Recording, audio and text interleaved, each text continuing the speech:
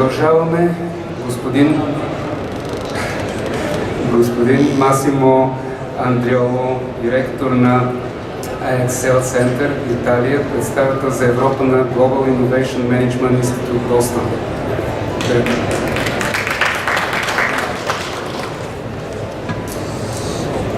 Ladies and gentlemen, good morning or strava. We are lucky because I'm Italian and Juventus lost against Ajax. So luckily I'm not a football supporter, so we have no fight, Luis and me.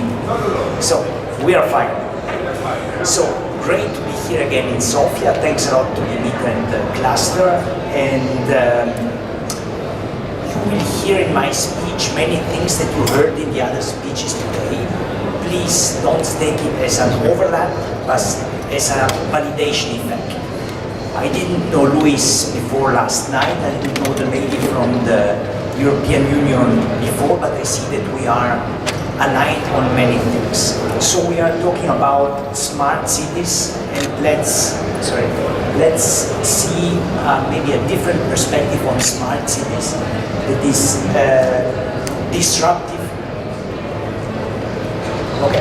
disruptive learning for smart cities.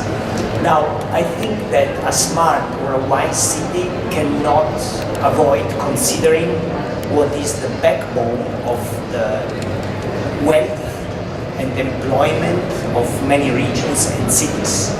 These are SMEs. Please go here. No. Let me go here and then I present myself. No.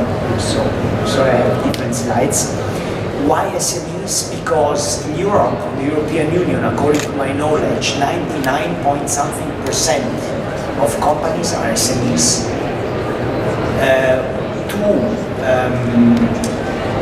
Two jobs out of 3 are generated by SMEs, and 57 cents out of 100 in added value comes from SMEs. So how can a smart cities not support SMEs in order to be more, stable and robust? Impossible. So what I would like to talk to you about today is SME acceleration program, one of the biggest in the world that we run with about 800 companies around the world, and how we try to make all the smart things we read or heard about today, that means smart, make it real. So let's use this term innovation or smart, 20% idea, 80% is execution. And maybe I have a little bit too American perspective, but unfortunately, or fortunately, my company is based in Boston. I am director of the Global Innovation Management Institute and partner of Excel Center. Excel Center is innovation, was born by the innovation leaders of Arthur D. Little, which is the first strategy consulting firm in the world, born in 1886 in Boston, and Monitor Group, the management consulting firm of Michael Porter. And, as you see, we have 13 offices in 12 countries, and we are very happy to work with Milena Dimitra with the knowledge cluster of Sofia or the KSS. So let me go here. What is a big issue we see with SMEs, with big companies and with smart cities? They have brilliant ideas, but idea is just one part of the game. Winning against Juve is one thing, but execution is the difference. So this is a picture of our business model canvas, let's call it that way, that we developed. It's called business opportunity map.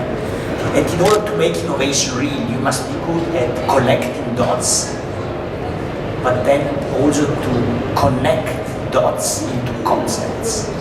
And that's a big difference, because getting ideas is easy also without drinking good Bulgarian wine. There are too many ideas, but making them real is the difficult part. So what I see also in smart cities is, if you see smart here, technology. Technology is growing at exponential rates, as Luis said. but work productivity is flat in Canada, in North America, and in continental Europe. Why? Maybe we have too much technology. So let's learn how to take this technology and match it with the customer needs or citizens' needs and desires. Let's see what products we can develop or services, how to market them and make them appealing for the market, see what partnerships we can have and how to make it sustainable. So a couple of, you see these 4 quadrants I put there, dots. We don't have just to innovate for the present but also for the future. These are 4 books we read about 4 disruptive global forces that we see that are going to shape our world, our SMEs and our cities. Obviously the first one is sustainability, the second one is connectivity, the third one is robotics, and the fourth is demographics. So everything that is related to sustainability. Let's put the case that in Sofia or in another city there are many companies active in the fashion industry.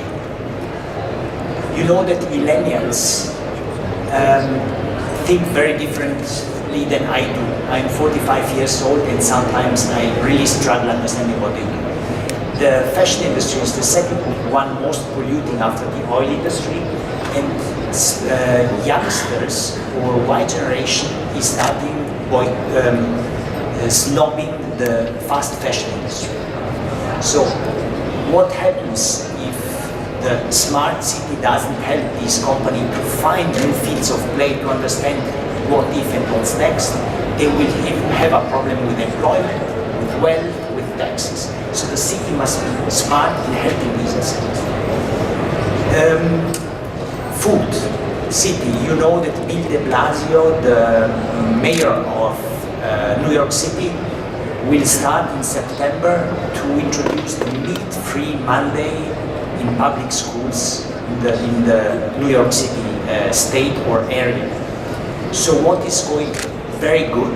More and more vegetarians. So what is happening to farms? I know that farmers are not in the cities, but also cities have to start adapting to this because they need to make sure that their environment is better. So that's the fashion industry. Waste. Smart waste. I know that in South Korea you don't lock your waste bin to avoid that someone puts waste in your bin and you have to pay more, but because waste has a value. No one wants that someone steals your waste because it's a waste.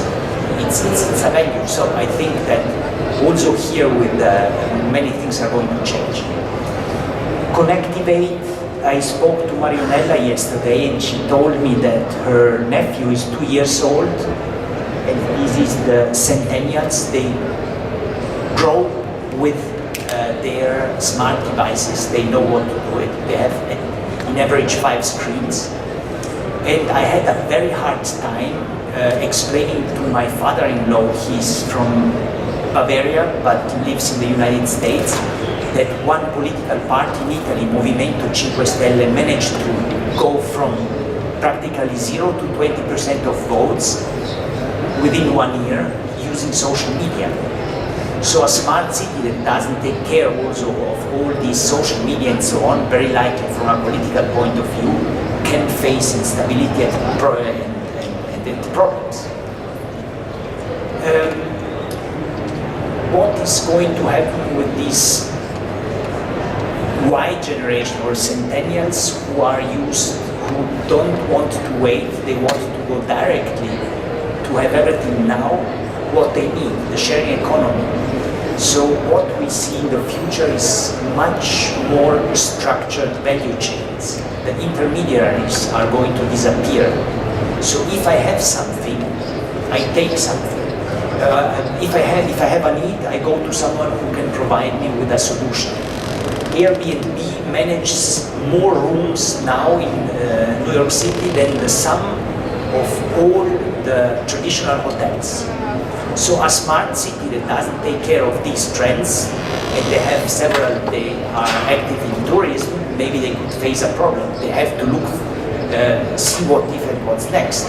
So, fine, they need to adapt to these trends, right? Otherwise they will face problems.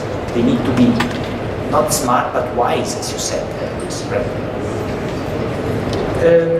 Robovate, also Luis talked about the smart driving, the self-driving cars, but there is a very interesting study by BBC where you insert the type of job you are in now, and you have an idea of what chances you have to be automized by a robot or a computer by 2030. If you are a bean counter or an accountant, you have 96% of chances to be automized by year 2030. Maybe this is more related to the Anglo-Saxon world, but it's going to come also here to Italy, to Germany, to France, whatever.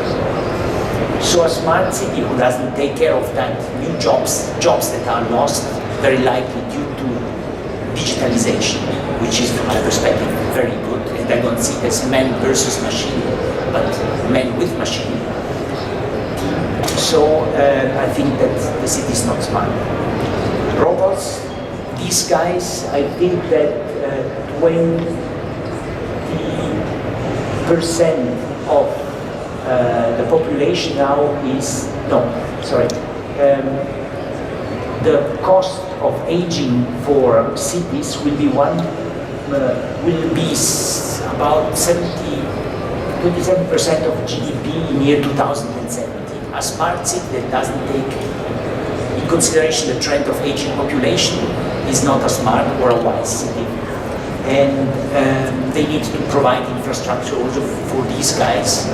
And if you have just one person active working and all the others having social insurance or pension funds, the systems are going to explode. So, execution. I'm sure that you heard all the things I told you are common sense. They are, everyone knows them. We heard them a couple of times today. But why do so many cities or companies start with big ideas and then get small results? Or kill good ideas that had really potential to boom, but they don't make this idea real. It's because the innovation process is not linear, is ambiguous, and it's frustrating sometimes because you go in territories no one has explored before. So I like it a lot, but the road to innovation to success, there are many obstacles, and we have now 45 years experience in innovation management. And how much time do I have? Do I have 10 minutes? 5?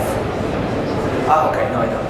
So there are many obstacles, and based on 45 years experience we have roughly in innovation, and having worked with companies all around the world in all industries, we learned that the innovation champions do two things. The first one is cooperation, open innovation, and then I'm going to bring the results.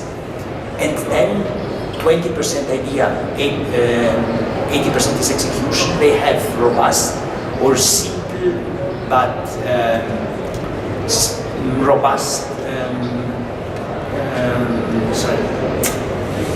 ways or creative problem-solving processes they can apply.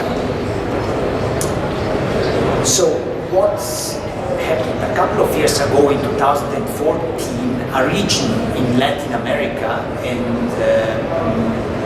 asked us to help them to set up a network of accelerators in order to make the economy stronger and more vibrant. So startup accelerators. We have one in Boston. And we thought for 2 weeks, is it okay, shall we do it or not? And we said no. Why? Because you are not going to get or achieve the results you need.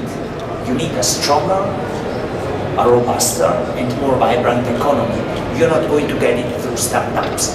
Please don't misunderstand me. I love startups, but the backbone of our economy and wealth are SMEs.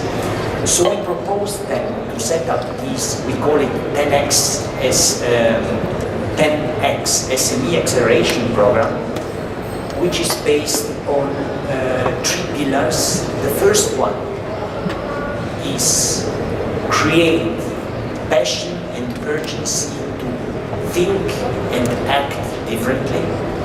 The second module is to soft touch, not to academic, transfer the secrets of innovation champions to groups of SMEs. And the third one is to roll up their sleeves, 2-3 people per SME, and have them work to find new growth solutions by themselves, but also in cooperation.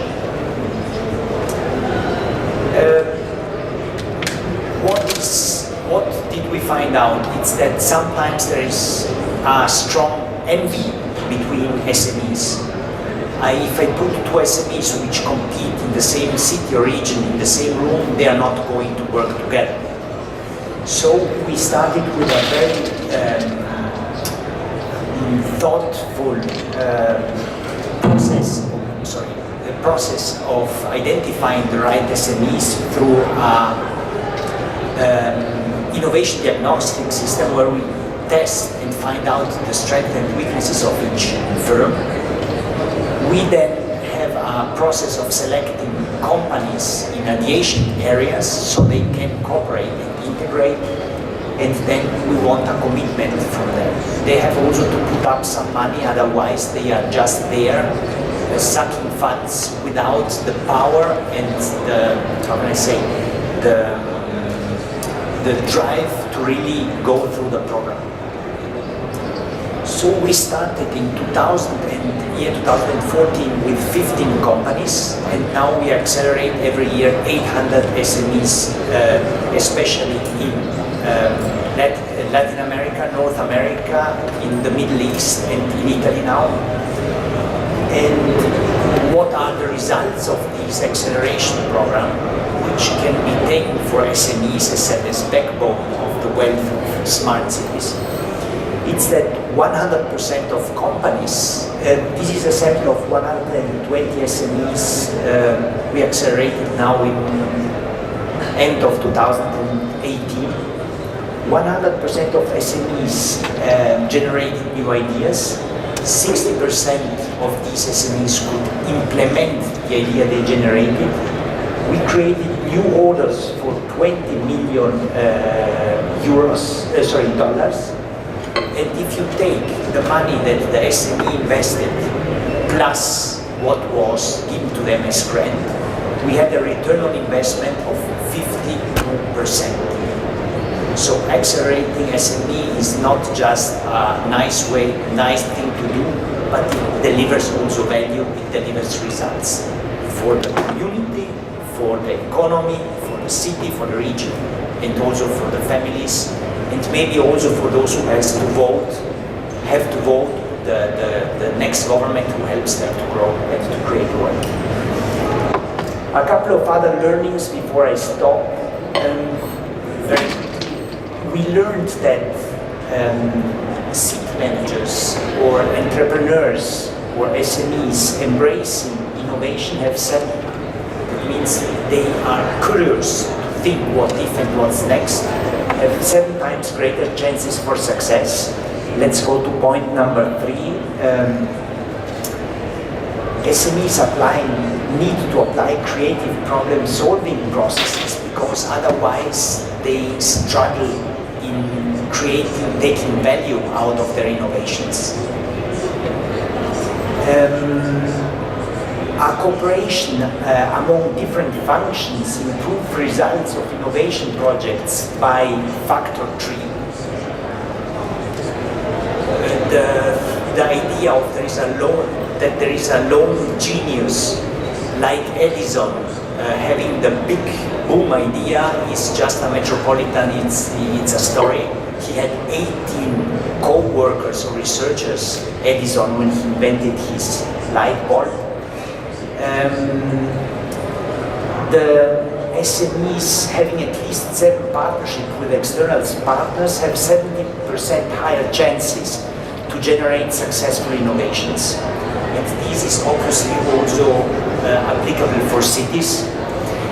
SMEs who apply tools to experiment and iterate before launching a new product service have 82% higher chances of success. And what is quite difficult sometimes for SMEs but also governments is understanding the customer or citizen needs, desires, in spending time to understand the customer needs, desires, in understanding what partners they need in order to make these real, and 4 times higher chances for success. So this is applicable. As said, I took smart cities from a different angle today. For smart cities, I'm sure that it's also relevant for the governments. We trained last weeks, I think last month, 160 people from the Qatar government, because they have also to learn how to make cities smarter and to become more innovative and make this innovation real, not just ideas, but let's deliver better. So thanks a lot for your time. Sorry for being late. I'm Italian, I speak a lot, so thanks.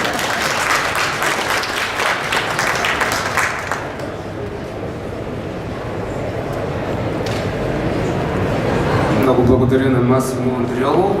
Леко вървим с закъснение, но се надявам, че страхотните идеи, които чувате, компенсират всичко това. Така че продължаваме в стегнат